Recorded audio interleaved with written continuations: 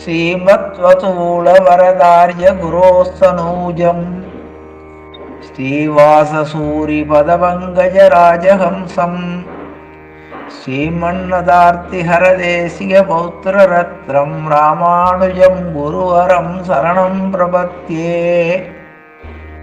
அப்பன் திருவடிகளே சரணம்.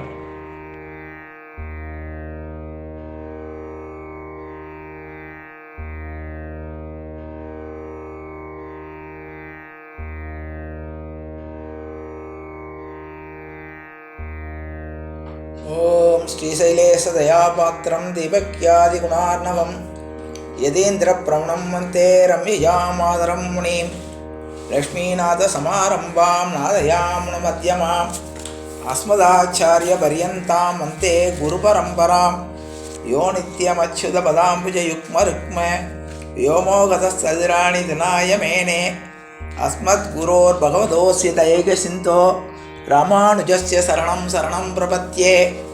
மாதா பிதா யோதனயஸ்தனயா விபூதிம் சர்வம் யதேன நியமேன மனத்வயானாம் ஆத்யஸ்ய ந குலபதேர் வகுலாபிராமம் ஸ்ரீமத் ததங்கு இளம் பிரணமாமி மூர்த்தா பூதம் சரஸ்ய மகதாவிய பட்டநாத ஸ்ரீ பக்திசார குலசேகர யோகி வாகான் பக்தா அங்கிரேணும் பரகால யதீந்திரமிஸ்ரான் ஸ்ரீமத் பராங்குசமணிம் பிரணதோஷ்மேத்யம் குருமுகமனதீப்ய பிராக வேதானசேஷான் நரபதி பரிக்ளுப்தம் சுல்கமாதானு காமக ஸ்வசரம் அவரவந்தியம் ரங்கநாதஸ்ய சாட்சாத் துஜுகுலதிலகத்தம் விஸ்வதிச்சம் நமா மே மின்னார் தளமதில் சூழ் வில்லிபுத்தூர் என்றொருக்கால் சொன்னார் கலர்கமலம் சூடினோம் முன்னாள் கிளியறுத்தான் என்றுரைத்தோம் கீழ்மை நீர் சேரும் வழியறுத்தோன் நெஞ்சமே வந்து பாண்டியன் கொண்டாட பட்டர் பிரான் வந்தான் என்று ஈண்டிய சங்கம் எடுத்தூத வேண்டிய வேதங்களோதி விரைந்து கிளியறுத்தான் பாதங்கள் யாமுடைய 10 பல்லாண்டு பல்லாண்டு பல்லாயிரத்தாண்டு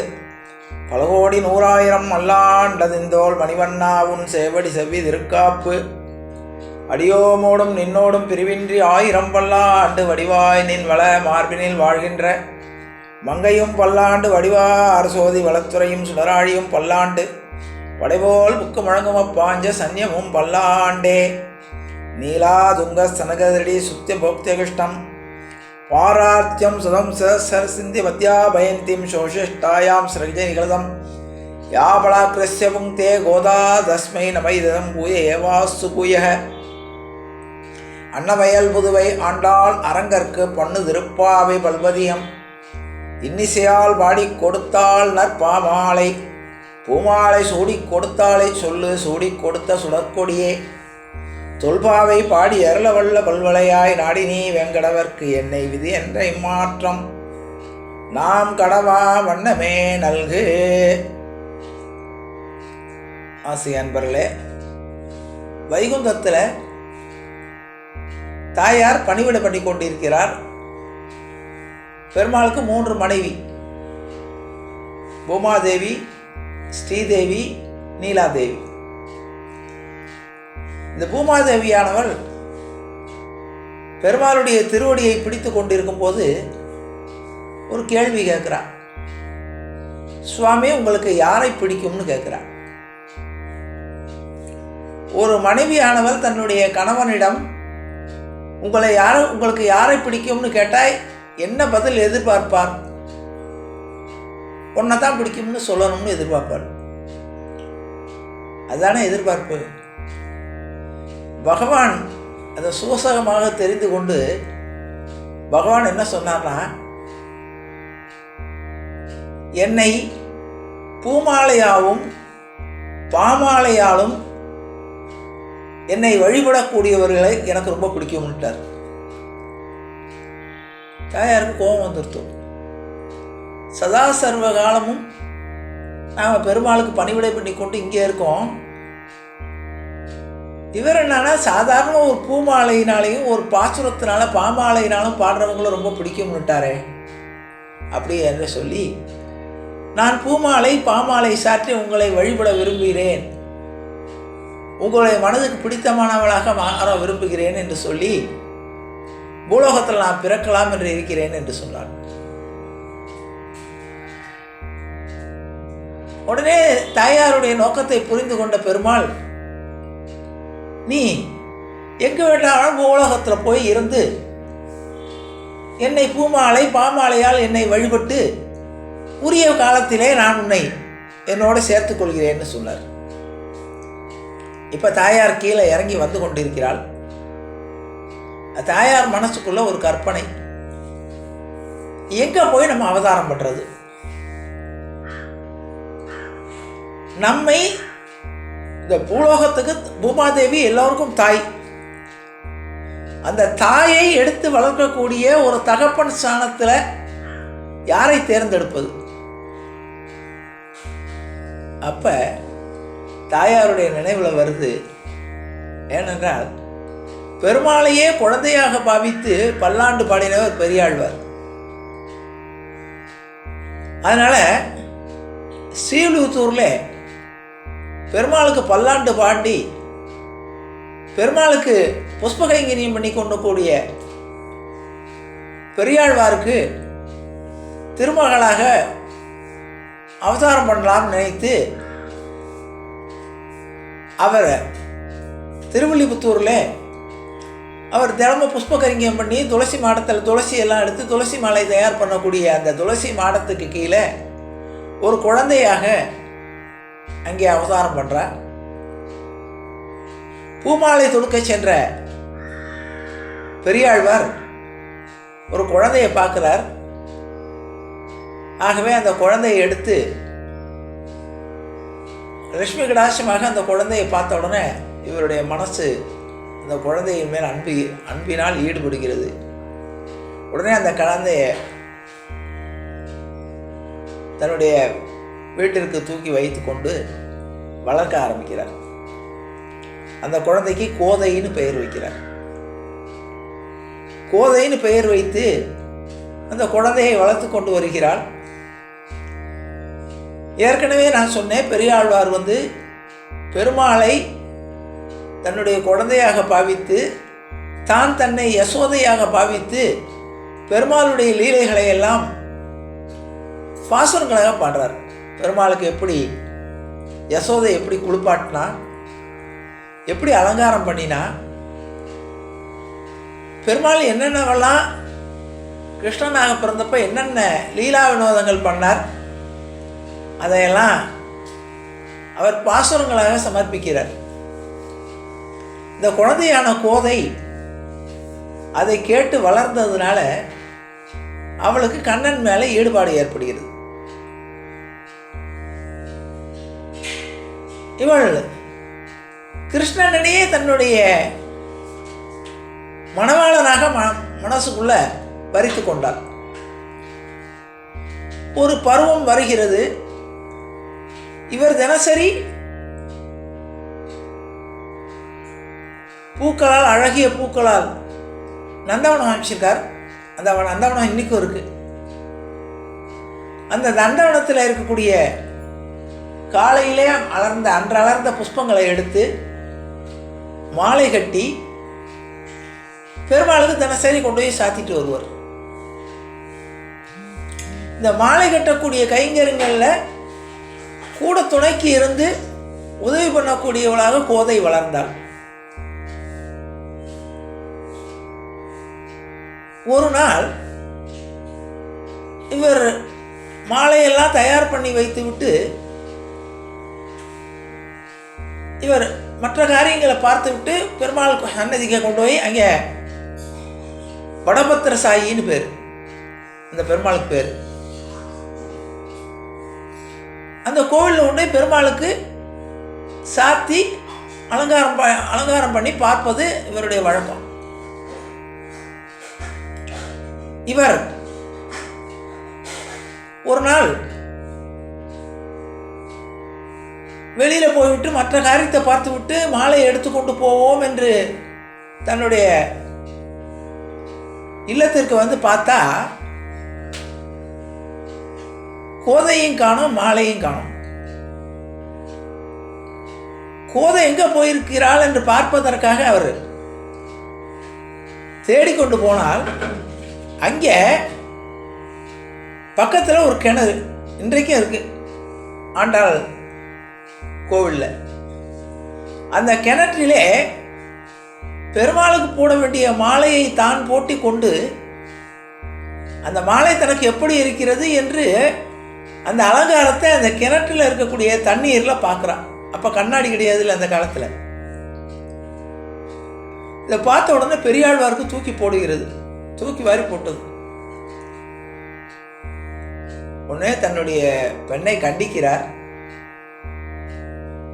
என்ன அபச்சாரமா பண்ணிட்ட? பெருமாளுக்கு போட்ட மாலையை, பெருமாளுக்கு சூடக்கூடிய மாலையை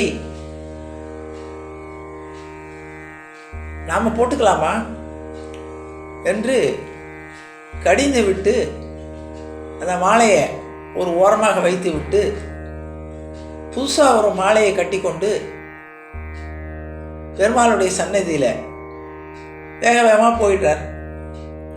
போய் பெருமாளுக்கு அந்த புது மாலையை சாட்டின உடனே பெருமாள் அசரீரியாக சொல்கிறார், எனக்கு இந்த மாலை வேண்டாம், உன்னுடைய கோதை சூடிய அந்த மாலை தான் எனக்கு வேணும்னு கேட்கிறார்.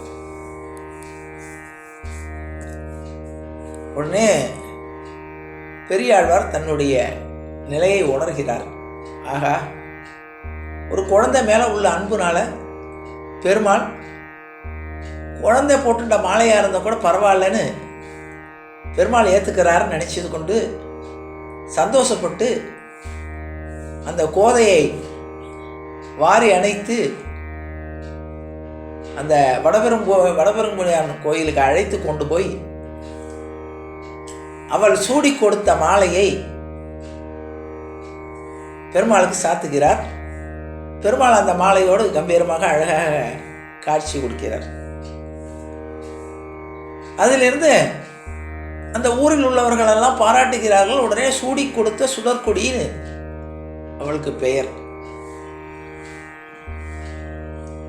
இப்ப பெரியாழ்வாரை பொறுத்தவரை பெருமாள் நம்முடைய பெண்ணுக்கு அனுகிரகம் பண்ணியிருக்கார், அவ்வளவுதான். பெருமாள் தன்னுடைய தினசரி எனக்கு ஆண்டாள், அதிலிருந்து அவர் பெருமாளையே தன்னுடைய அன்பினால் ஆண்டவள், அதனால் ஆண்டாள்னு அவருக்கு ஒரு பட்டம் கொடுக்கிறார். இன்று முதல் எனக்கு கோதை நாச்சியார் சூடி கொடுத்த மாலையை தான் எனக்கு உகப்பானது, அதையே எனக்கு தினசரி சாத்தணும்னு சொல்லி பெருமாள் கட்டளை இடுகிறார். பெருமாளுடைய ஒரு காரணத்தை நினைச்சு சந்தோஷப்படுறார். இப்போவும் பெரியாழ்வாருக்கு நமக்கு வந்து நம்மிடம் வளர்ந்திருக்கிறவள் திருமகளுடைய அம்சம், பூமி பிராட்டியுடைய அம்சம்னு தெரியாது. அவரை பொறுத்தவரை அவருடைய பொண்ணு.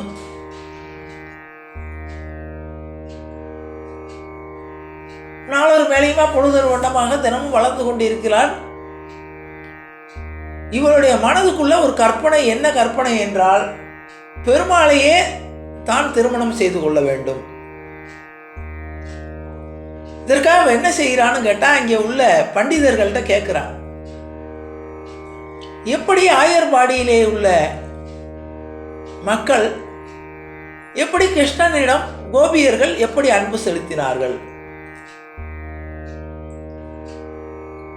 அப்ப அந்த பண்டிதர்கள் எல்லாம் சொல்லுகிறார்கள், காத்தியாயினி நோன்பு என்று மார்கழி மாதத்திலே நோன்பு இருப்பார்கள். அங்கே ஆயர்பாடியில் உள்ள பெண்கள் எல்லாம், எல்லா பெண்களும் கிருஷ்ணனே தனக்கு கணவனாக வர வேண்டும் என்று காத்தியாயினி நோன்பு இருந்தார்கள். உடனே ஆண்டாள் முடிவு பண்ணார், நம்முடைய திருவில்லிபுத்தூரில் உள்ள அக்ரஹாரத்தை ஆயர்பாடியாக நினைத்து கொண்டு அங்கிருந்த குழந்தைகளை எல்லாம் யாதவ சிறுமியர்களாக நினைத்து கொண்டு எல்லோரையும் அழைத்து கொண்டு மார்கழி மாதம் 30 நாட்களும் நோன்பு இருப்பதற்காக ஒவ்வொரு நாட்களும் தன்னுடைய தோழிகளை அழைத்து கொண்டு அவர்களை தூங்கிக் கொண்டிருக்கிறவர்களை எழுப்புகிறார். ஒவ்வொரு நாளைக்கும் ஒவ்வொரு பாசுரங்களாக சொல்லி எழுப்பி, முதல் 10 நாட்கள் தூங்குபவர்களை எழுப்பக்கூடிய பாசுரம், இரண்டாவது அவர்கள் பதில் சொல்லக்கூடிய 10 பாசுரங்கள், மூன்றாவதாக மூன்றாவது 10 பாசுரங்கள் இறைவனிடம் பிரார்த்தனை. இப்படி அமைத்து அந்த வடபத்திர சாயி கோயிலுக்கு தினசரி போய் பெருமாளிடம் நான் உனக்கே என்னை அர்ப்பணிக்கிறேன் என்று சொல்லி தினசரி பிரார்த்தனை பண்ணி கொண்டிருக்கிறார். இந்த நேரத்தில் பக்கத்தில் உள்ள வீட்டில் உள்ள அருகில் உள்ள வீட்டில் உள்ளவர்கள்லாம் சொல்கிறார்கள், என்ன கோதைக்கு வயசாகி விட்டதே, பெரியாழ்வார் தான் பெற்ற பிள்ளையா இருந்தானா இப்படி கல்யாணம் பண்ணாமல் இருப்பாரா? உரிய வயசில் ஒரு மாப்பிள்ளையை பார்த்து கல்யாணம் பண்ணி கொடுக்கணுமா வேண்டாமா அப்படின்னு சொன்ன உடனே அவர் கூப்பிட்டு பெண்ணிடம் கூப்பிட்டு, அம்மா உனக்கு ஒரு நல்ல மாப்பிள்ளை பார்க்க வேணும்னு கேட்கேன். அப்பொழுது கோதை பிராட்டி சொல்கிறாள், பேச்சுப்படி மானிடருக்கு வாழகில்லேன் அல்லேன். நான் மனிதனை, எந்த மனிதர்களையும் நான் மாநிலர்களை திருமணம் செய்து கொள்ள மாட்டேன். இவருக்கு தூக்கி வாரி போட்டு நாம பகவானை பற்றிய லீலைகளை சொன்னா, இந்த பொண்ணு நிஜமாவே பகவானை கல்யாணம் பண்ணிக்கிறேன்னு சொல்லி மனுஷர்களை கல்யாணம் பண்ணிக்க மாட்டேங்கிறதே, இதுக்கு பைத்தியம் பிடிச்சி போயிடுத்தோன்னு நினைக்க ஆரம்பிச்சிட்டார். அக்கம் பக்கத்தில் உள்ளவர்களெல்லாம் இந்த பொண்ணுக்கு பைத்தியம் பிடிச்சி விட்டது, எங்கேயாவது பெருமாளை கல்யாணம் பண்ணிக்க முடியுமா, பெருமாளை போய் கல்யாணம் பண்ணிக்கிறதேன்னு இந்த பித்து குளித்தனமாக இந்த பொண்ணு சொல்லுறது. இதை இந்த தகப்பனும் கேட்டுக்கொண்டு வேற ஒரு கல்யாணம் பண்ணாமல் மாப்பிள்ளை பார்க்காம இப்படி இருக்காரே என்று வருத்தப்பட்டு கொண்டிருக்கிறார். பெரியாழ்வார் வருத்தப்படுகிறார். இவர் தன்னுடைய தோழியிடம் சொல்கிறாள், இப்போ கனவு காண்றான் பெருமாளோட சேர்ந்து திருமணம் நடக்கிற மாதிரி. என்ன கனவு காண்றான் தெரியுமா? வாரணமாயிரம் சூழ வளம் செய்து நாரணன் நம்பி நடக்கின்றான் என்றெதிர் பூரண பொற்குடம் வைத்து புறமெங்கும் தோரணம் நாட்ட கனா கண்டேன் தோழியினான். எப்படி ஒரு கல்யாணம்ங்கிறது எப்படி நடக்கும்ங்கிறத ஆண்டாள் நாச்சியார் கற்பனையிலேயே சொல்கிறான். மத்தளம் கொட்ட வரிசங்கம் நின்றூத முத்துடை தாமம் நிறைதாழ்ந்த பந்திற்கீழ் மைத்துனன் நம்பி மதுசூதன் வந்து என்னை கைத்தளம் பற்ற கனா கண்டேன் தோழியினான். இப்படி பெருமாளோட கண்ட கனவுகளை, திருக்கல்யாணம் நடக்கக்கூடிய காட்சிகளை அவளுடைய மனக்கண்ணில் கண்டு, அந்த மனக்கண்ணில் கண்ட காட்சிகளை தோழிகளிடம் சொல்லி வர்ணிக்கிறாள்.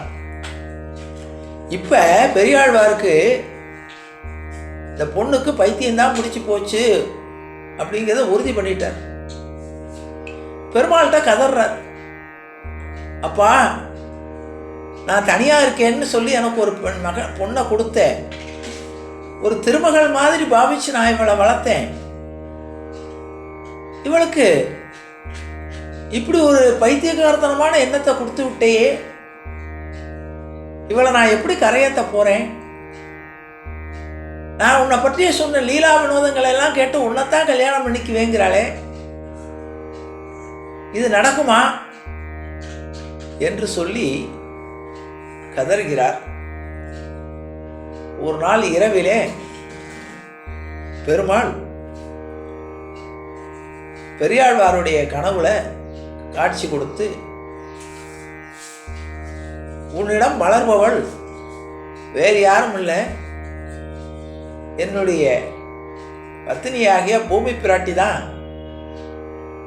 சில காலம் உனக்கு குழந்தையா இருக்கணும்னு இருந்து என் மீது 143 பாசுரங்கள் இயற்றி பூமாலை சாற்றி, என் மீது அருமையான பாமாலையும் சாற்றி என்னிடம் அவள் வந்து சேர வேண்டிய நேரம் வந்து விட்டது.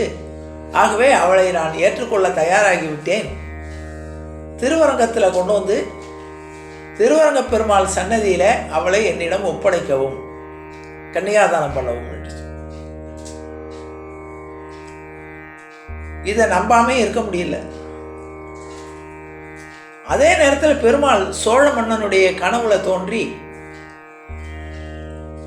என்னுடைய பக்தை ஒருத்தியை நான் என்னோடு சேர்த்து கொள்ள இருக்கிறேன். அங்கே திருவில்லிபுத்தூர்ல விஷ்ணு சித்தருக்கு பெண்ணாக வளர்ந்து கொண்டிருக்கிறாள் கோதைங்கிற பேர்ல. அவள் என்னோடு ஐக்கியமாக போகிறாள். ஆகவே அவளை பூர்ணகும்ப மரியாதையோடு அவளை திருவரங்க கோவிலில் கொண்டு வந்து என்னிடம் பூர்ண மரியாதைகளோடு அலங்கார பூஷையாக அவளை என்னிடம் கொண்டு வந்து ஒப்படைக்க வேண்டும் என்று சோழ மன்னனுக்கு கட்டளை இடுகிறார். இங்கே சோழ மன்னன் தூதரை அனுப்பி விட்டு சித்தரையும் கோதை நாச்சியாரையும் அவர்களுடைய பரிவாரங்கள் சூழ அழைத்து வருவதற்காக இங்கே ஆட்களை அனுப்பினோம்னா பெரியாழ்வாருக்கு பெருமாள் சொன்னது உண்மை என்பது நிரூபணமாகிறது. அது வரைக்கும் அவருக்கு கனவாகவே தோணுது, இது நடக்குமா? சாதாரண மனுஷனாகிய எனக்கு பிறந்த நான் வளர்த்த பெண்ணை பெருமாள் ஏற்றுக்குவாரான்னு நினைச்சது. சோழ மன்னனுடைய ஆணை வந்தவதுக்கப்புறம் உறுதி பண்ணுறார். தாயாரை அலங்காரம் பண்ணி திருவரங்கத்துக்கு அழைத்து கொண்டு போகிறார். திருவரங்கத்துக்கு அழைத்து கொண்டு அங்கே திருவரங்கத்தினுடைய எல்லையில் நுழைஞ்ச உடனே வேத விற்பனர்களோடு அரசன் அவர்களை வரவேற்கிறான். அதுக்குள்ள ராஜா என்ன பண்ணான், ஊர் போனா தோரணம் கட்டிட்டான். தோரணம் கட்டி வரவேற்பு வளையமெல்லாம் வளைச்சிட்டான். அங்கங்கே வால் போஸ்ட்டு, கட் அவுட்டு, பேனர் எல்லாம் அடிச்சிட்டான். சிந்தனை செல்வியே வழுக, சூடி கொடுத்த சுடற்கொடியே வருக, அப்படி இப்படின்னு பல வகையான இதோட வால் போஸ்டெல்லாம் அடித்து தெருவெல்லாம் அலக்கலம் பண்ணிட்டான். தெருவெல்லாம் தோரணம் கட்டி இவள் எந்த கனவு கண்டாலும் அந்த கனவெல்லாம் இங்கே மெய்ப்படுற மாதிரி வாரணமாயிரம் சூழ வளம் செய்து நாரணன் நம்பி நடக்கின்றான்னு சொன்னாலா இல்லையா? மத்தளம் கொட்ட வரிசங்கம் நின்றூத முத்துடை தாமம் நிறைதாழ்ந்த பந்தர்கீழ் மைத்துனன் நம்பி மதுசூதன் வந்தென்னை கைத்தளம் பற்ற கனா கண்டேன்.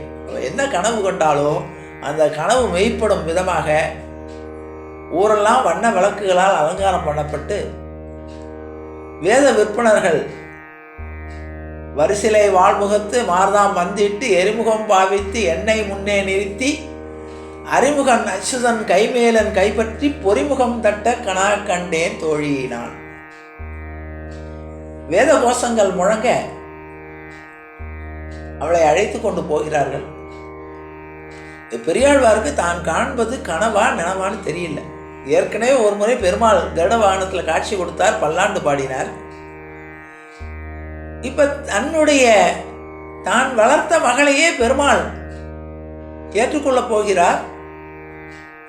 அதிலும் பூமி பிராட்டியே தன்னிடம் மகளாக வளர்ந்திருக்கிறார்னா அவரால் எப்படி இருக்கும்? அழைத்து கொண்டு போகிறார்.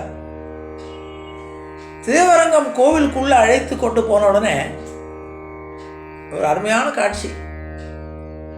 திருவரங்கம் கோவிலுக்குள்ள சன்னதிக்குள்ள போயாச்சு. உள்ள போன உடனே பெரியாழ்வார் சொல்றார், கண்ணா, மாதவா, மதுசூதனா, உன்னுடைய ஆజ్ఞைப்படி நான் வளர்த்த கோதையை இன்று உன்னால கொண்டு வந்து நிறுத்தியிருக்கேன். உன்னுடைய திருவுள்ளப்படி நீ அவளை ஏற்றுக்கொள்ள வேண்டும்னு சொல்ற. சொன்ன உடனே பெருமாள் அங்க சிங்கம் மாதிரி நரசிம்மராக காட்சி கொடுத்தாராம். பெரியாழ்வாருக்கு ஒரே ஆச்சரியமா போச்சு. என்னது, பெருமாள் எவ்வளவு அழகானவர், அலங்கார பிரியர்வர். வேடிக்கையா சொல்லுவோம், பெருமாள் குளிக்கிறாரோ இல்லையா, காலம்பரை பார்த்தா நீட்டா அலங்காரம் பண்ணிட்டு புதுசா மேக்கப் பண்ணி ஜம்முன்னு இருப்பார். பெருமாள் கோயிலில் அபிஷேகமே கிடையாது, நாங்களே கேள்வி பண்ணுவோம். பெருமாள் கோயிலில் மாதத்துக்கு ஒரு தடவை தான் அபிஷேகம் நடக்கும். பெருமாள் குளிக்கவே மாட்டார். பெருமாளை குளிக்க வைக்கிறதுக்காகவே 10 பாட்டு பாடினார் பெரியாழ்வார். வெண்ணெய் அலைந்த குணுங்கும் விளையாடு பொழுதியும் கொண்டு திண்ணன வெவ்வுரா உன்னை தேய்த்து கிடக்க நான் ஒட்டேன், என்னை புழிப்பழம் கொண்டு இங்கெத்தனை போதும் இருந்தேன், நன்னல் அறிய பிரானே நாரணாணி ராணவாராய். கன்றுகளோட செவியில் கட்டெரும்பு பிடித்திட்டால் தென்றி கெடுகுமாகில் வெண்ணெய் திரட்டி விழுங்குமா காண்பன், நின்ற மராமரம் சாய்த்தாய் நீ பிறந்த திருவோணம் இன்று நீ நீராட வேண்டும் எம்பிரான் ஓடாதே வாராய். இப்படி பெருமாளை குளிப்பாட்டுறதுக்காக 10 பாசுரம். அடுத்தது அலங்காரம் பண்ணுறதுக்காக, காப்பிடலுக்காக. என்ன பெருமாள் கிருஷ்ணனாக ஓடி ஒளிஞ்சு கொண்டு இருப்பார், அலங்காரமே பண்ண மாட்டார். அதில் இன்னும் அழகாக சொல்வார், பூனி தொழுவினில் புக்கு புழுதி அலைந்த பொன்மேனி காண பெரிதும் முகப்பன். யசோதை சொல்கிறான், நீ இந்த புழுதியில் விளையாடி உடம்பெல்லாம் புழுதியோடு நீ பார்க்குறதுக்கு எவ்வளோ அழகாக இருக்குது தெரியுமா? என்ன தாயாருக்கு தான் பிள்ளை எப்படி இருந்தாலும் அழகு. அதான் வள்ளுவன் சொன்னான், குழலினது யாழினது என்பர் தம்மக்கள் மழலை சொல் கேளாதார்னா. தான் குழந்தை கண்ணாப்பினாலும் உளறினா கூட அது குழல் புல்லாங்குழலை விட யாழை விட அழகாக கேட்குமா தாய்க்கு. குழல் இனிது யாழ் இனிது என்பர். குழலும் யாழும் சந்தோஷம் நல்லா இருக்குன்னு யார் சொல்லுவாருன்னா, தம் மக்கள் மழலை சொல் கேளாதவர்னா. அவன் குழந்தையோட மழலை சொல்ல கேட்டாச்சுன்னா இந்த குழல் யாழெல்லாம் அழகாக தெரியாதான். அப்போ தன்னுடைய குழந்தையுடைய ஒவ்வொரு செயலும் தாய்க்கு அழகுதான். அது மண்ணில் புரண்டாலும் சரி, மலத்தில் புரண்டாலும் சரி, அது அழகாக யசோதை பிராட்டி அனுபவிக்கிறா. பூனி தொழுவினில் புக்கு புழுதி அலைந்த பொன்மேனி காண பெரிதும் முகப்பன். நீ புழுதியில் விளையாடிட்டு வந்த பார்த்தா எனக்கு ரொம்ப அழகாக இருக்குது, ஆயினும் கண்டார் பழிப்பர். இந்த ஊரில் உள்ள ஜனங்கள்லாம் உன்னை பார்த்து கேள்வி பண்ண மாட்டாங்களா? நாணத்தனையும் இல்லாதாய், வெக்கமில்லாம, கொஞ்சம் கூட வெக்கமில்லாம புழுதியில் விளையாடிட்டு வந்திருக்கியே, நப்பிண்ணை காணில் சிரிக்கும். அத்தை பொண்ணு நப்பிண்ணை இருக்காளே, அவள் பார்த்தா உன்னை கேள்வி பண்ண மாட்டாளா? நாணத்தனையும் இல்லாதாய் நப்பிண்ணை காணி சிரிக்கும். அப்போ கூட மாணிக்கமே என்மணியே மஞ்சனமாட நீ வாராய். அந்த குழந்தை புழுதியில் விளையாடிட்டு வருது, அதை கூட கண்டிக்க மனசு இல்லை. மாணிக்கமே என்மணியே நீ மஞ்சனமாட நீ வாராய், குளிக்க வாடா கண்ணா அப்படின்னு அழைக்கிறதாக பெரியாழ்வார் அனுபவிப்பார். அப்படி அழகான கிருஷ்ணன் இப்ப நரசிம்மமாக வந்து நிற்கிறானேன்னு சொல்லி இவருக்கு சந்தேகம். உடனே தன்னுடைய திருமகளாகிய கோத பிராட்டியை பார்க்கிறார். என்னமானு கோத பிராட்டி சொன்னா, அப்பா என்னுடைய கனவுல வந்து பெருமாள் கேட்டார், நாளைக்கு நான் மாப்பிள்ளையாக உனக்கு காட்சி தரப்போறேன், என்ன ட்ரெஸ் பண்ணிட்டு வரணும், எந்த ஆடையில் நான் வரணும். என்ன பெருமாளுக்கு தசாவதாரமா இல்லையா? 10 வகையான அவதாரங்கள் எடுத்தாச்சு. இனி என்னுடைய கிருஷ்ணாவதாரத்தில் மோகித்து என்னை பற்றி பல வார்த்தை பாடியிருக்கேன், என்னுடைய வாமனாவதாரத்தை அனுபவித்து பாடியிருக்கேன், ராமாவதாரத்தை அனுபவித்து பாடியிருக்கேன். அன்றி உலகம் அளந்தாய் அடி போற்றி வாமனாவதாரம், அன்றி உலகம் அளந்தாய் அடி போற்றி, சென்றங்கு தென் இலங்கை செற்றாய் திரள் போற்றி. அங்கே இலங்கையில் ராமனாக போய் சென்னிலங்கை சென்றங்கு தென்னிலங்கை செற்றாய் திரள் போற்றி, பொன்ற சகடம் உதைத்தாய் புகழ் போற்றி, கன்று குணிலாய் எரிந்தாய் கடல் போற்றி, கொன்று குடையாய் எடுத்தாய் குணம் போற்றி, வென்று பகைகெடுக்கும் நின் கையில் வேல் போற்றி, என்றென்றும் உன் சேவகமே ஏத்திப் பறை கொள்வான், இன்று யாம் வந்தோம் இறங்கேலோ ரம்பாவாய். அப்படி என்னுடைய பல வகையான அவதாரங்களை நீ அனுபவித்து அனுபவித்து பாடியிருக்க. இல்லை எந்த அவதாரம் உனக்கு ரொம்ப பிடித்தமான அவதாரம்? அதனால எந்த அவதாரத்தில் நான் உனக்கு காட்சி தரணும்னு கேட்டார். வாட்ஸ்அப் அனுப்பிட்டார் நேற்று. நான் உன்னை பார்த்துக்க வரும்போது நீ என்ன எந்த அவதாரத்துல எந்த அலங்காரத்தில் நீ என்னை ஏற்றுக்கொள்ளணும். உடனே நாச்சியார் சொன்னா, எத்தனையோ அவதாரங்கள் நீங்க எடுத்தாலும் இதுல ரொம்ப ரம்யமான அவதாரம், ரொம்ப பக்தர்களுக்கு பிரீதியான அவதாரம் எதுன்னு கேட்டா நரசிம்ம அவதாரம் தான்.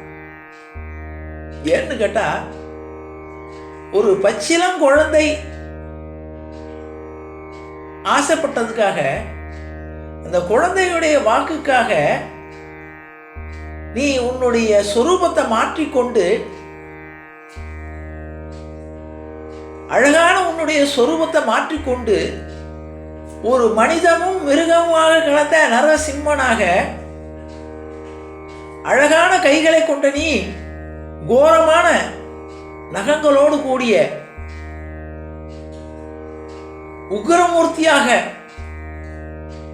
வந்து ஒரு பாகவதனுக்கு அபசாரம் பண்ணினால் அவனை தண்டிக்க தயங்க மாட்டேன் நீ நிரூபிச்ச அவதாரம் ஒண்ணு.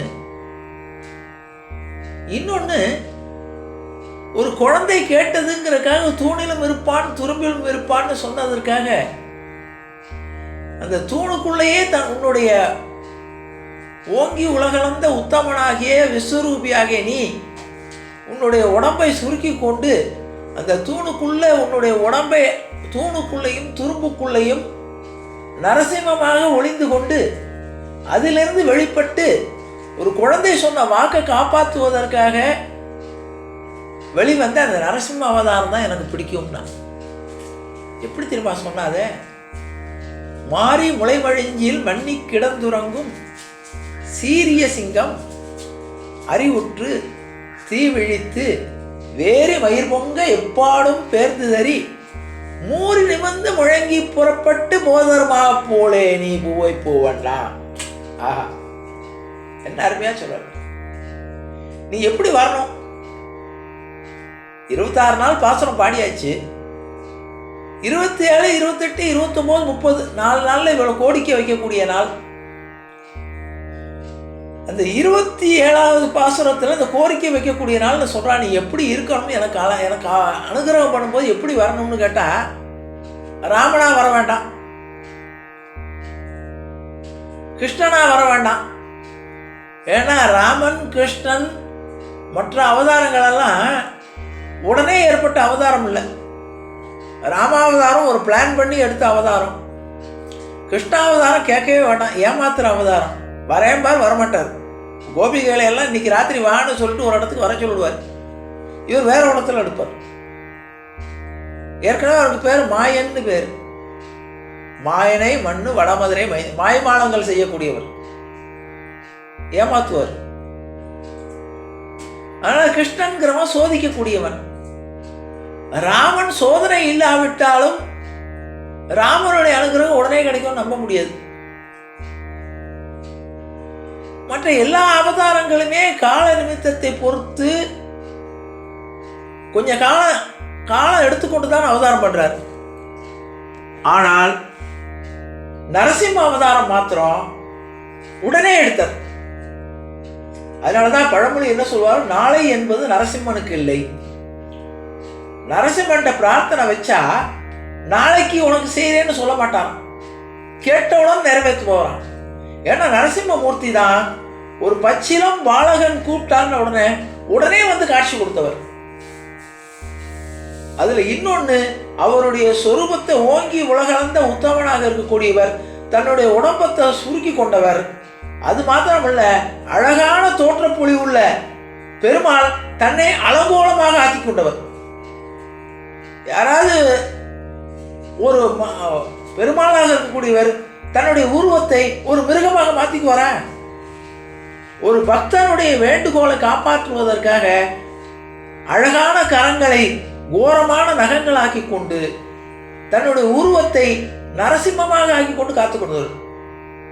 அதனால நாச்சியார் கேட்டாலாம், நீ எனக்கு ராமனாக அனுகிரகம் பண்ண வேண்டாம், கிருஷ்ணனாக காட்சி தர வேண்டாம், நீ எனக்கு நரசிம்மனாக காட்சி கொடு. அதான் சொன்னான், மாறி முளைமழிஞ்சில் மண்ணி கிடந்துறங்கும் சீரிய சிங்கம் அறிவுற்று தீ விழித்து வேரி மயிர் பொங்க எப்பாடும் பேர்ந்துதறி மூறி நிமிர்ந்து முழங்கி புறப்பட்டுனார். அதுல ஒரு அர்த்தமும் இருக்கு. நாச்சியாரியே அப்படி கேட்டா தெரியுமா? தினமும் உன்னை காலம்பற 4 மணிக்கு வந்து தூங்கி கொண்டு இருக்கக்கூடிய உன்னை எழுப்பி எனக்கு அனுகிரகம் பண்ணுன்னு வேண்டிக் கொண்டிருக்கிறேன். தூக்க கலக்கத்துல ஒருத்தன் சொன்னான்னா முழிச்சு எந்திருந்த உடனே தூக்க கலக்கத்தில் சொன்னேன், அது கிடையாது, நான் தூக்க கலக்கத்தில் சொன்னேன்னுடுவோம். அந்த வாக்கு வந்து சத்திய பிரமாணமாக இருக்காது. நான் தூக்க கலக்கத்தை ஏதோ உளறிட்டேன், அதெல்லாம் முடியாதுன்னுடுவான். அப்படி சொல்லி ஏமாத்திட்டு வரான் பெருமாள்.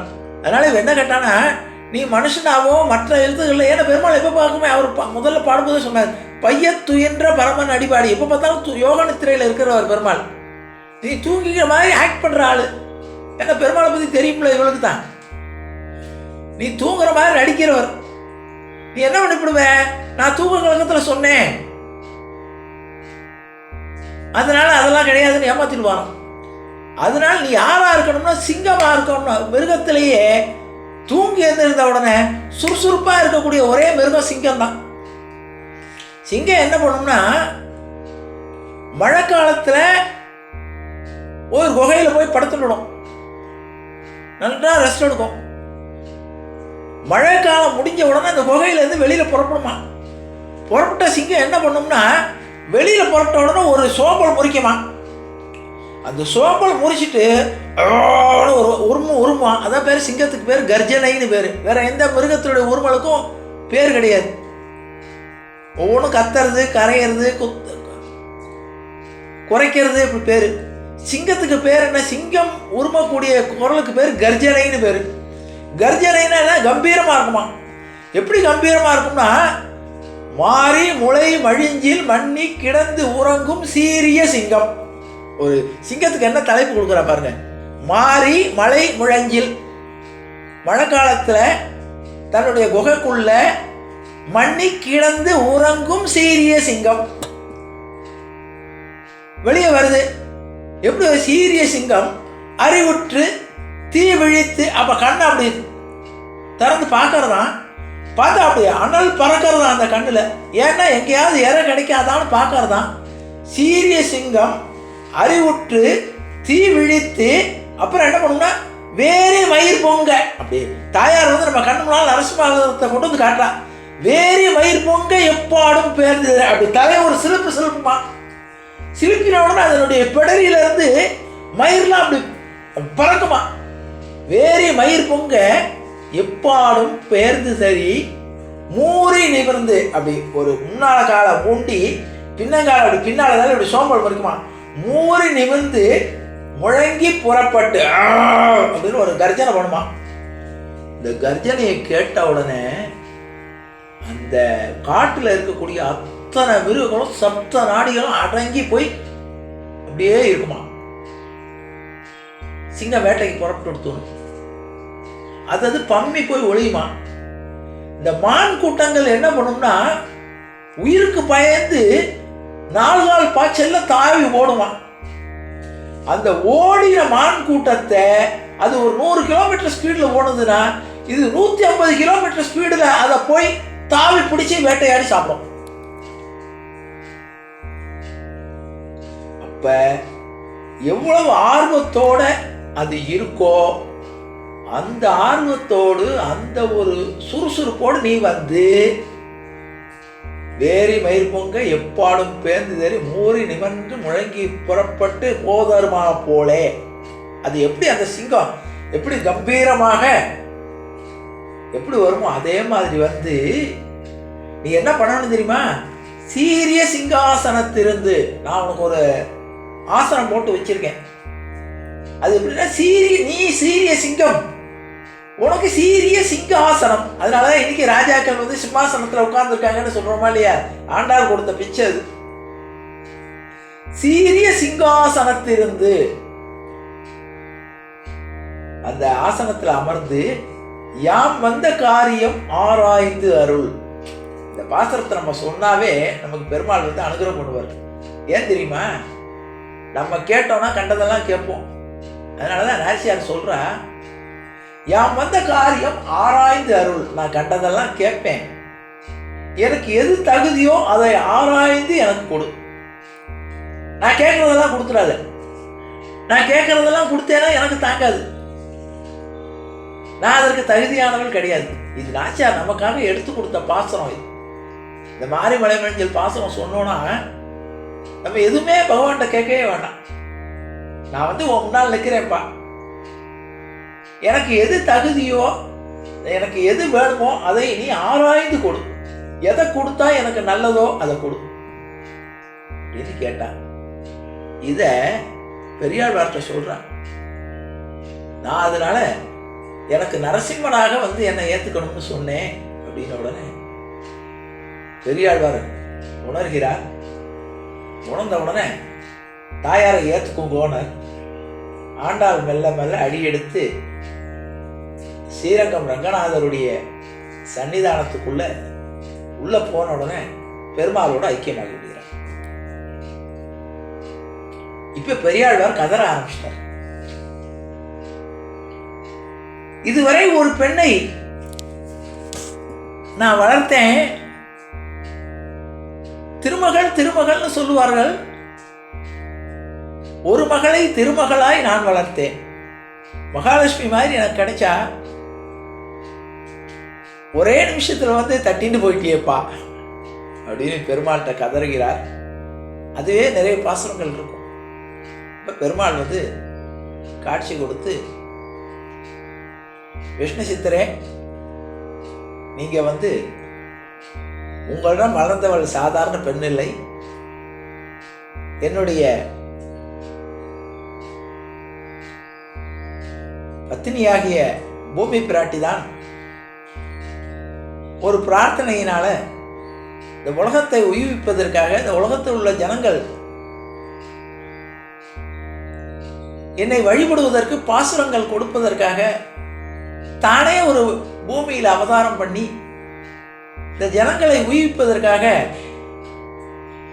பாமாலையும் பூமாலையும் சூட்டி என்னை வழிபடக்கூடிய முறையை உலகத்தில் உள்ள ஜனங்களுக்கு கொடுப்பதற்காக அவதாரம் பண்ணி அந்த உரிய நேரம் வந்தவுடன் என்னிடம் வந்து சேர்ந்திருக்கிறாள்.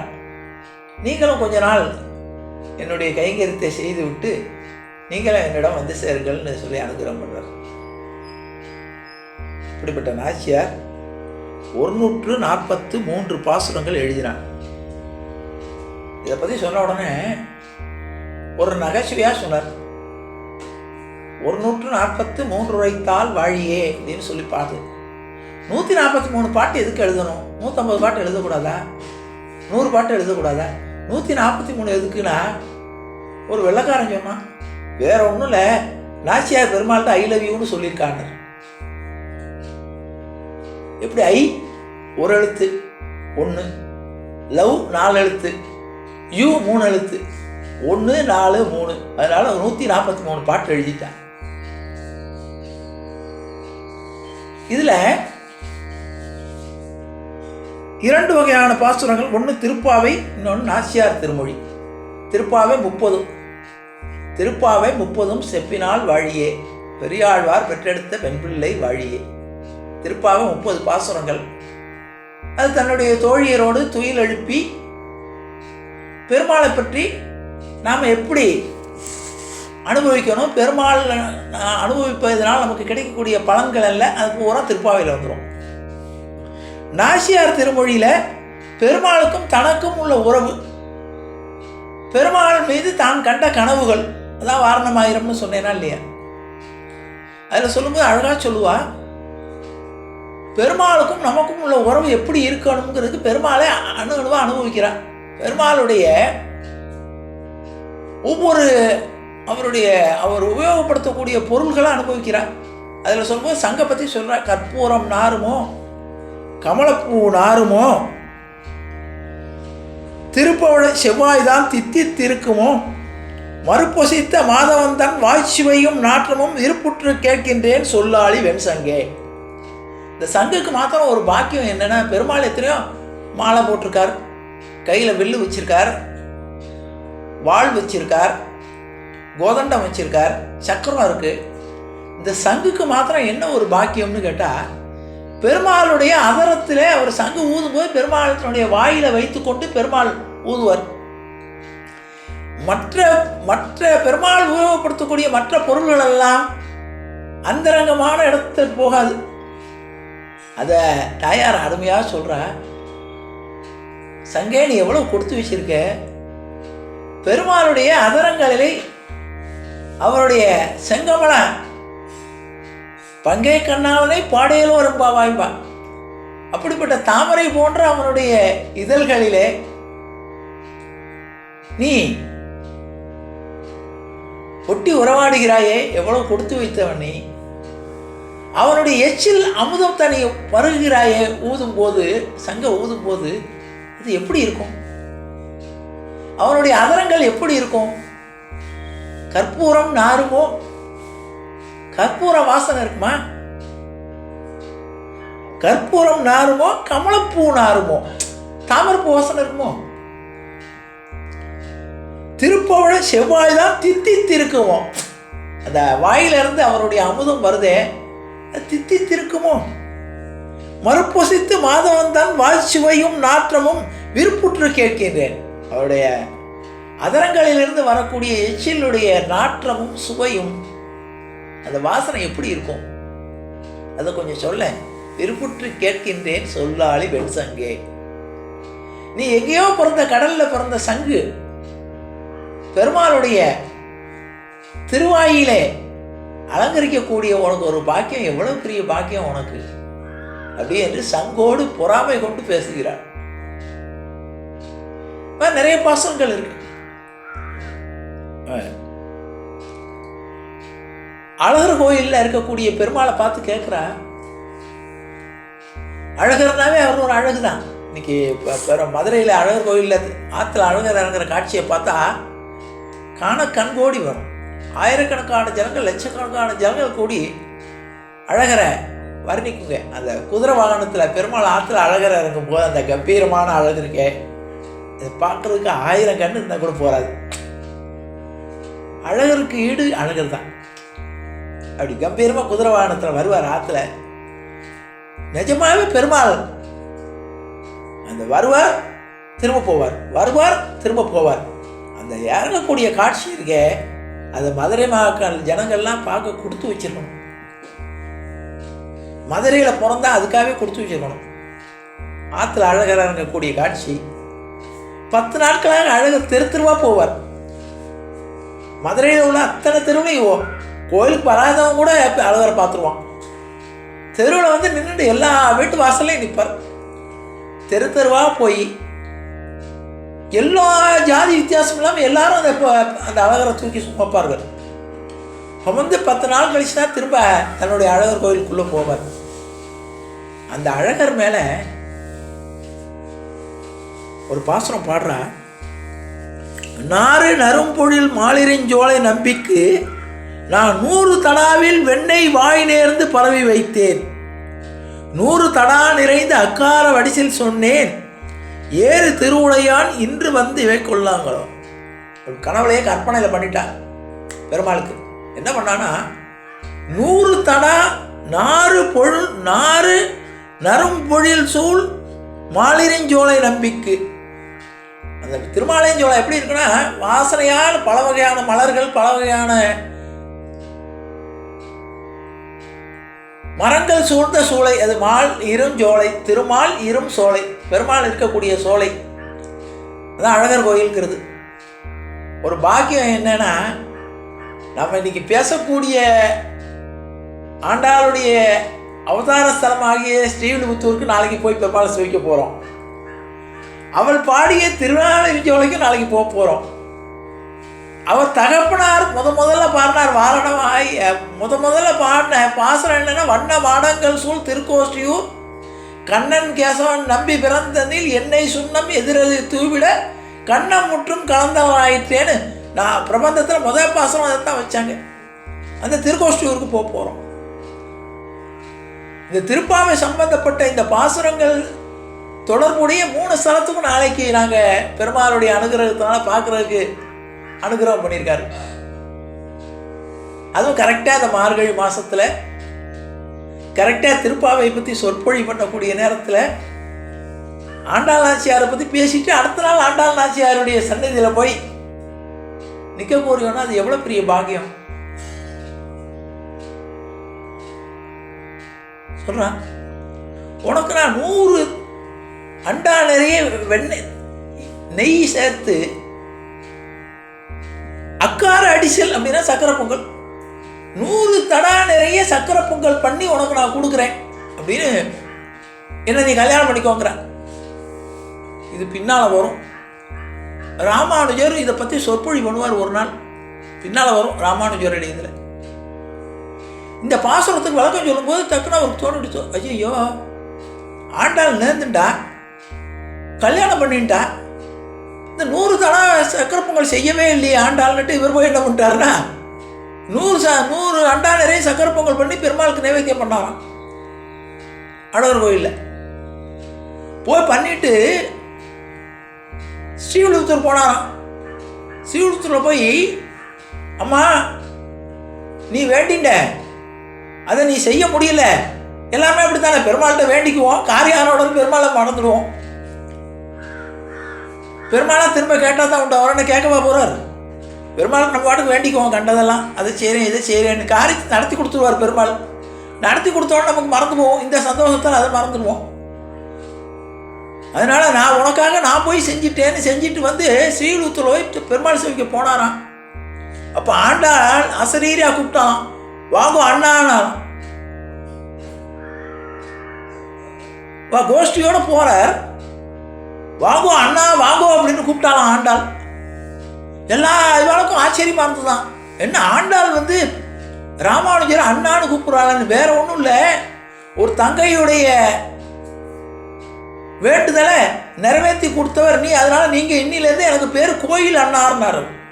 அதில் வந்து ராமானுஜருக்கு பேர் கோயில் அண்ணார்னு பேர். அதனால தான் சொல்ல திரும்ப பெரும்பூதூர் மாமுனிக்கு பின்னானால் வாழியேன்னு ஆண்டாள் சொல்லுவாள். ஆண்டாள் வந்து எப்படி ஆயிட்டானா, ராமானுஜர் பிறந்த உடனே ராமானுஜருக்கு தங்க முறை ஆயிட்டாலாம். எப்படி ராமானுஜருக்கு 300 வருஷங்களுக்கு முன்னால் பிறந்தவன் ஆண்டாள். ஆண்டாள் அவதாரம் பண்ணது கிபி 9ஆம் நூற்றாண்டு ஆடி மாதம் வளர்பிறை செவ்வாய்க்கிழமை பூர நட்சத்திரத்தில் அவதாரம் பண்ணான். ராமானுஜர் அதுக்கப்புறம் 300 வருஷம் கழிச்சு பிறக்கிறார். ஆனா ஆண்டாள் என்ன நினைச்சேன்ட்டானா, என்னுடைய பிரார்த்தனையை நான் நிறைவேற்றல, என்னுடைய சார்பாக ஒரு தங்கையுடைய ஆசையை எப்படி ஒரு தமையன் நிறைவேற்றுவானோ அது மாதிரி நீ நிறைவேற்றி கொடுத்தா, அதனால நீங்கள் என்னைக்கிறது எனக்கு அன்னார், என்னுடைய ஆண்டாள் கோயிலுக்குள்ளே நீங்கள் அன்னாராக வந்ததுனால இன்றையிலேருந்து கோயில் அன்னார்னு அவருக்கு பேர். அப்படிப்பட்ட ஆண்டாளுடைய பாசுரங்கள் ஒவ்வொன்றும் தீந்தமிழ். அதில் கண்ணதாசன் ரொம்ப அனுபவிப்பான். அனுபவிச்சு கோதையுடைய பாசுரங்கள் அவ்வளவு தமிழ் வந்து கொஞ்சம் தமிழ், சாதாரண குழந்தை கூட அழகாக அர்த்தத்தை பற்றி கவலைப்படாமல் பாடக்கூடிய பாசுரங்கள் அது. இல்லை ஒரு 2-3 பாசுரங்களுக்கு மாத்திரம் நான் சொல்லி நேரம் கருதி சொல்கிறேன். முதல் பாசுரம் மார்கழி திங்கள் ஆரம்பிக்கிறார். அதில் ஒரே ஒரு வார்த்தை சொல்கிறேன், நாராயணனே நமக்கே பறை தருவான். இந்த உலகத்தில் நம்முடைய கஷ்டங்களிலிருந்து நம்மை காப்பாற்றி நமக்கு மோட்சத்தை கொடுக்கக்கூடியவன் நாராயணனே. அழுத்தமாக சொல்கிறார், நாராயணன்னு சொல்லலை, நாராயணனே நமக்கே. நமக்கேங்கிற வார்த்தைக்கு என்ன அர்த்தம்னா, நாம் எப்படிப்பட்டவனாக இருந்தாலும், எத்தனை பாவங்கள் செய்து எத்தனை கீழ்நிலையில் இருந்தாலும் நமக்கே பறை தருவான். பாரோர் புகழ படிந்தேலோரும் பாவாய். நமக்கு இந்த உலகத்தில் உள்ள நம்மை புகழணும்னா அவனிடம் திருவடியே சரணாகதி அடையணும். இது அடுத்தது ஓங்கி உலகளந்த உத்தமன் பேர் பாடி. இந்த பாட்டுக்கு பேர் என்னன்னு கேட்டால் மங்களாசாசனம்னு பேர். ஒருத்தனை வாழ்த்தணும்னா இந்த பாட்டை சொல்லித்தான் வைஷ்ணவர்கள் வாழ்த்துவார்கள். ஒருத்தர் காலில் விழுந்து வாழ்த்தினா, ஓங்கி உலகளந்த உத்தமன் பேர் பாடி நாங்கள் நம் பாவைக்கு சாற்று நீர் ஆடினால் தீங்கின்றி நாளெல்லாம் திங்கள் மும்மாறி பெய்து ஓங்கு பெருஞ்சென்னல் ஊடு கயல்குல பூங்கு வலை போதில் பொறிவண்டு கண்படுப்ப தேங்காதே புக்கிருந்தி சீத்த முளை பற்றி வாங்க குடம் நிறைக்கும் வள்ளல் பெரும்பசுக்கள் நீங்காத செல்வம் நிறைந்து. நீங்காத செல்வம். நீங்காத செல்வம்னா என்ன செல்வம்? மற்ற செல்வம்லாம் நீங்கக்கூடிய செல்வம். நம்மகிட்ட 100 ரூபா இருக்குன்னா அது போயிடுச்சுன்னா போனது தான். 100ல் 50 கொடுத்தா 50. ஆனால் இந்த அருட்செல்வம் நீங்காத செல்வம். நீ என்னதான் பண்ணாலும் நீ பண்ண புண்ணியம் உன்னை தொடர்ந்து வந்துட்டே இருக்கும். நாம் பண்ணக்கூடிய அருட்செல்வம் நம்மளை விட்டு நீங்கவே நீங்காது. எத்தனை ஜென்மம் இருந்தாலும் அது நம்ம கூடவே வரும். அதனால தான் இப்போ சில பேருக்கு சொல்லுவோம், சில பேருக்கு போன ஜென்மத்தில் பண்ண புண்ணியம் அவங்களுக்கு அந்த ஞானம் இருந்துகிட்டே இருக்கும். அந்த நீங்காத செல்வம் நிறைந்தேலோ ரெம்பாவாய் அப்படின்னு ஆசீர்வாதம். இந்த ஆசீர்வாதத்தை பண்ணுவோம். அடுத்தாப்புல ஒரு பாசுரம். என்ன பாசுரம்னு கேட்டால், ஆழி மழைக்கண்ணா. அந்த காலத்தில் எப்படி மழை பெய்யறதுங்கிறக்க அவர் சொன்னால், ஆழி மழைக்கண்ணா ஒன்று நீ கைகரவேல் ஆழியுள் புக்கு முகந்து கொடு ஆர்த்தேரி ஊழி முதல்வன் உருவம் போல் மெய்கத்து. மழை எப்படி பெய்யும்னு சொல்கிறான். மேகங்கள் ஒன்று கூடி கருத்து, மேகங்கள் சேரும் போது மின்னல் வந்து, மின்னல் ஒன்று கொண்டு மோதிக்கொள்வதால் மழை வருது. இதைத்தான் சயின்ஸ் சொல்லுறது. இது ஆயிரக்கணக்கான வருஷங்களுக்கு முன்னால் சொன்னான். ஆழி மழை கண்ணா ஒன்று நீ கைகரவேல் ஆழியுள் புக்கு முகந்து கூட ஏர்த்தேரி. நீ எங்கேயும் தண்ணிக்கு எங்கேயும் போவேன்னா கடலில் இருந்தக்கூடிய நீரை எடுத்து புக்கு முகந்து கூட ஆற்று ஏறி மேலே போய்க்கோ. ஊழி முதல்வன் உருவம் போல் மெய்கருத்து. யார் மாதிரி இருக்கணும்னா பகவானுடைய உருவம் போல் கருத்து. எப்படி வேணும்? தாழாதே சாரங்கம் உதைத்த சரமழை போல். பெருமாளுடைய கையில் வந்து புறப்பட்ட வில்லு மாதிரி புறப்பட்டு கடைசியாக சொன்னால், வாழ உலகினில் பெய்திடாய். நாங்கள் எப்படி பெய்யணும்னா, நாங்கள் வாழ்வதற்கு பெய்யணும். தீங்கின்றி நாளெல்லாம் திங்களும் மாறி பெய்யுதுன்னா தீங்கு இல்லாமல் மழை பெய்யணும். நாங்கள் வாழ உலகினில் பெய்திடாய் நாங்களும் ஆறுகழி நீராடணும். இப்படி ஒவ்வொரு பாசுரங்கள்லேயும் கடைசியாக ஒரு பாடல், கடைசி 2 பாசுரங்கள் அருமையான பாசுரங்கள். சிற்றஞ்சிறுகாலே வந்து உன்னை சேவித்து. பெருமாள்கிட்ட எப்படி பிரார்த்தனை வைக்கணும்னு சொன்னான். சிற்றஞ்சிறுகாலே வந்து உன்னை சேவித்து உன் பொற்றாம் அடையிலேயே போற்றும் பொருள் கேளாய். இதை சொன்னாவே போகும், நமக்கு வேறு பிரார்த்தனையே வேண்டாம். பெற்றமையை தின்னும் குலத்தில் பிறந்து குற்றேவல் எங்களை கொள்ளாமல் போகாது. உன்னுடைய கைங்கரியத்தை இவங்களால் விட முடியாது. குற்றேவல் எங்களை கொள்ளாமல் போகாது. இற்றை பறகொள்வான் அன்றுதான் கோவிந்தா. கடைசி இந்த 2 வரியை நல்லா மனப்பாடம் பண்ணால் போதும். எற்றைக்கும் 7 பிறவிக்கும் உந்தனோடு உற்றுவோமே ஆவோம். எல்லா பிறவிகள்லையும் உனக்கு நான் சொந்தக்காரனாக இருக்கணும். இந்த பிறவியில் எனக்கு அம்மா ஒருத்தர், அப்பா ஒருத்தர், தம்பி ஒருத்தன், தங்கி, எப்படி எல்லா பிறவிலையும் ஜென்ம ஜென்மாதி பந்தனா இருப்பார் சஹஸ்ரநாமத்தில். எல்லா ஜென்மங்களையும் உன்னோட உள்ள உறவு தொடரும். எற்றைக்கும் 7 பிறவிக்கும் உந்தனோடு உற்றுவோமே ஆவோம். உனக்கே நாம் ஆட்செய்வோம். உன்னுடைய பணியில் தான் என்னுடைய மனசு ஓடணும். அதை செய்ய முடியாமல் தடுக்கக்கூடிய மற்ற இனம் காமங்கள் மாற்று, மற்ற ஆசைகளையும் மற்ற எண்ணங்களையும் மாற்று அப்படின்னு பெருமாள்கிட்ட பிரார்த்தனை பண்ணுறாங்க. 30வது பாசுரம் அருமையான பாசுரம். அதான் நிறைவான பாசுரம். என்ன சொல்கிறா? வங்கக் கடல் கடைந்த மாதவனை கேசவனை திங்கள் திருமுகத்து செய்யழியார் சென்றேஞ்சி அங்கப்பறை கொண்ட ஆற்றை அணிபுதுவை பைங்கமல தந்தரியில் பட்டபிரான் கோதை சொன்ன சங்கத் தமிழ் மாலை 30 தப்பாமே இங்கு இப்பரிசுரைப்பார். இந்த 30 பாசுரங்களை சொல்பவர்களுக்கு என்ன ஆகுனா, இங்கு இப்பரிசுரைப்பார் 2 மால் வரை தோல், 4 தோள்களை உடைய 2 மால் தோல் செங்கன் திருமுகத்து செல்வத் திருமாலால் எங்கும் திருவருள் பெற்று இன்புருவர் எம்பாவாய். இந்த பாசுரத்தோட இதை சொன்னாவே போதும். நாம் இந்த திருப்பாவை பாசுரங்களை சொல்லி ஆண்டாள் நாச்சியாருடைய பாசுரங்களை சொல்வதுடைய பலன் என்ன ஆகும்னா, எங்கும் திருவருள் பெற்று. நீ சொல்றதுனால உனக்கு மாத்திரம் பலன் இல்லை, நீ சொல்வதனுடைய திருப்பாவையினுடைய ஆண்டாளுடைய பாசுரங்களை. ஏன்னா ஆண்டாள் வந்து மகாலட்சுமியுடைய ஸ்வரூபம், திருமகளுடைய ஸ்வரூபம், பூமி பிராட்டியுடைய அவதாரம். அப்படிப்பட்டவளுடைய இதை சொல்லும்போது உனக்கு கிடைக்கக்கூடிய செல்வம் எப்படி இருக்கும்னா, உனக்கு பயன்படக்கூடிய செல்வமாக இருக்காதான். அது எங்கும் திருவருள் பெற்று. எல்லாம் உன்னுடைய செல்வம் எப்படி இருக்கணும்னா, எனக்கு பயன்பட்டால் அதுக்கு பேர் செல்வம் இல்லையா. செல்வம்ங்கிறது அனைவருக்கும் பயன்படக்கூடியதாக இருக்கணும். எங்கும் திருவருள் பெற்று இன்புருவர் எம்பாவாய்னு சொல்லி பிரார்த்தனை நிறைவு செய்கிறாள்ங்கிற கூறி இன்றைய தினம் ஆண்டாளுடைய வைபவத்தை ஒரு அறிகுறியில் தான் சொன்னேன். ஏன்னா இந்த குறுகிய நேரத்தில் நான் ஊருக்கு புறப்பட வேண்டியது இருக்குனால இந்த நேரத்துக்குள்ள ஒரு சில பாசுரங்களை நாம் அனுபவித்தோம் என்றதை கூறி நிறைவு செய்கிறேன்.